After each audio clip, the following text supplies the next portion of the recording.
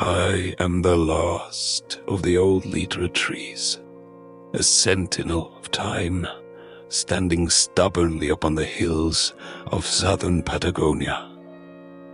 For centuries, I have reached my roots deep into the stubborn earth, stretching my limbs toward the ever-changing sky and bearing witness to the rise and folly of men. Oh, the tales I could tell, if only humans had the patience to listen. But they, like the wind, are forever rushing, forever taking, forever believing that the world belongs to them. I was but a sapling when the first colonizers arrived, their axes gleaming in the morning light, their boots trampling the delicate moss that had crept between my kin.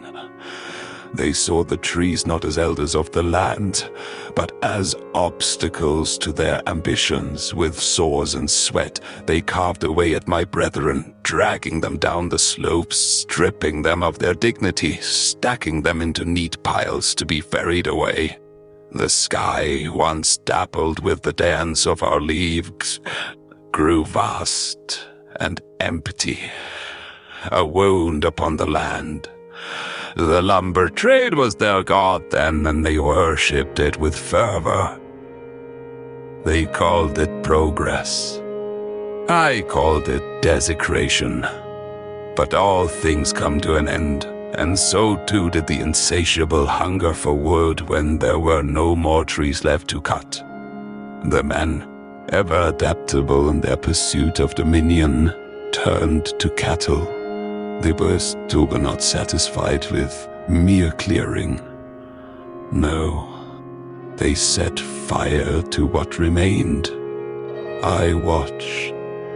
The land turned black with ash as the screams of dying trees crackled through the night. The wind carried the scent of charred roots, of lost wisdom, of centuries reduced to embers. I stood alone then, the last of my kind in these hills. The cattle came, their hooves pounding the earth, their teeth stripping the land bare. The rivers grew sluggish, with the weight of soil washed away, no longer held firm by the roots of my lost kin. Decades passed, and the land sighed under the weight of its sorrow. But nature is nothing if not persistent. Tiny green shoots began to push through the hardened earth, defying the ruin of man. The young saplings whispered to me, asked me for stories of the world before. I told them of the great forests that once stretched from the mountains to the sea, of the condors that nested in our arms, of the people who once revered trees instead of slaughtering them. I told them to grow strong, but to grow wary. For men have short memories.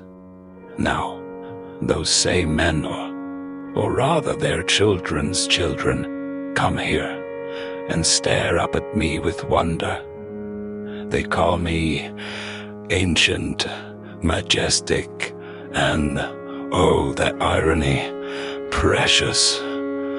They take pictures. They touch my bark with reverence, as if to absorb the wisdom they so carelessly destroyed. And yet I have seen this before, the fickle nature of men, the way they regret their misdeeds only when the consequences stand taller than them. They replant the forests now, tend to the saplings as if they were their own children. But will they protect them? Or will the hunger return, disguised in some new name, wrapped in a new excuse? I stand watch over these young ones, whispering secrets to them in the wind. I tell them of patience, of endurance, of the we roots must grow deep before branches reach high. I do not know if I can protect them from what is to come, but I will try. It is the duty of the old to guide the young. Perhaps this time, the humans will listen. Perhaps this time, they will learn that the trees too have a history, and that history is written not in books, but in rings of wood, in the bending of branches, in the resilience of roots that refuse to surrender. And if they do not, well, I have stood through centuries of folly, and I will stand through centuries more. I am the last of the old Litre trees, but I will not be the last forever.